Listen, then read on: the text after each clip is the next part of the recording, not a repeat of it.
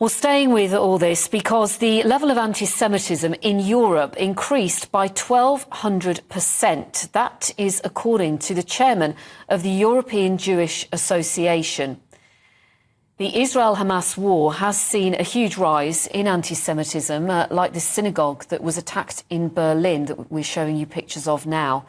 Plus, in the UK alone, between the 1st and the 18th of October, the Metropolitan Police say they saw 218 anti-Semitic offences compared to 15 in the same period last year. Well, joining me now is Assistant Professor of Political Science at Webster Vienna Private University, Ralph Scholhammer. Good afternoon, Ralph. Thanks ever so much for talking to me. The last 2 weeks, I mean, they have been indescribable on so many levels. What's your overview of it? I mean, this is very hard to say, but I think we have to look the facts straight into the face. What we are currently witnessing is the beginning of the end of Jewish life in Western Europe. I mean, this is a numbers game. Just to take Great Britain as an example, Britain has 400,000 Jews and 4 million Muslims. We have similar demographics in France and Germany. So in the future, to whose demands do you think policymakers will be more sensitive? So unless you want to risk a civil war-like scenario in your own cities, officially supporting Israel and your Jewish communities will come with an ever higher price tag that fewer and fewer politicians will be willing to pay. We already had terror attacks over the last couple of days in Belgium, in France, in the UK, security alerts to pretty much all Jewish institutions all over continental Europe. And even in the past, I mean, why do you think Europe has been paying Hamas all this money in the past? It has been a kind of a protection racket like the mafia did in the past in Italy.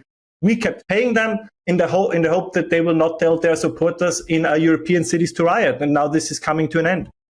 OK, well, we can't absolutely analyse and verify exactly what you just said there about Europe paying Hamas so much money. But did I hear you right that you said this is the beginning of the end of Jewish life in Europe? Did you say that? In Western Europe. In Western Europe. I mean, in Western Europe, absolutely. That's a quite staggering conclusion to draw now. Well, not really. I mean, we have polls, for example, out of France, where over 52% of Jews say that they want to leave the country.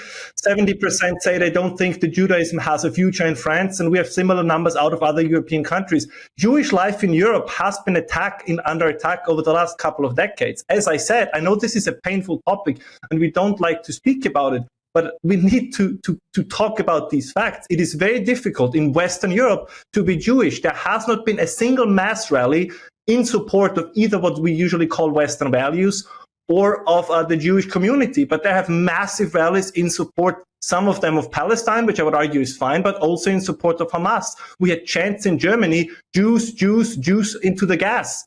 How do you want to live there in the future as part of the Jewish community if the community that holds these views over the last couple of years has been growing? We have more anti-Semitism today than we had 10, 15, 20 years ago. As I said, a painful topic, but we have to look the facts straight into the eye. You're based in Vienna. What is it like there? Well, we had similar situations. I, in fact, live in the 2nd district, which is the last Jewish district in Vienna. And on October 7th, we had people driving through the district with Palestinian flags out of their cars. We had some demonstrations in public spaces in the Vienna city center that actually were not allowed, but they took place nonetheless. And the police couldn't do anything about it. And again, none of these demonstrations was pro-Israel. None of these demonstrations was for the Jewish community. None of these demonstrations were pro, quote unquote, Western values. So we kind of see where the energy of the future is. And this is, you must always imagine you're a Jew in Vienna and you see that people who openly hate you, who openly chant that they want to get rid of you. And basically the public, the police, the political institutions are entirely helpless facing this threat. You will consider leaving. And the question is, where can they go in the future?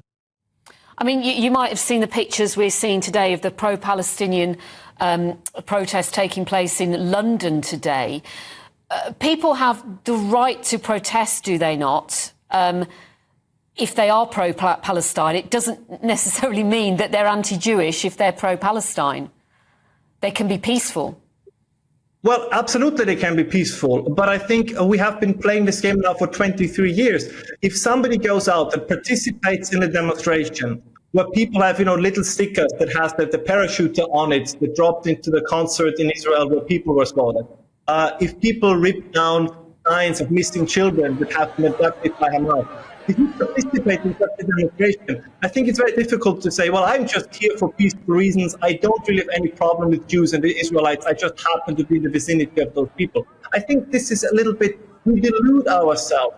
We have polls, just to give you one number, right? In Saudi Arabia, only 7% of the population would allow the visit of an Israeli prime minister. So anti-Semitism in the Arab world, in the Muslim world, is something that exists. Again, right, I know everybody says, how can you say this? We cannot say this, but we have been playing this game now for a very, very long time to pretend as if this is not here.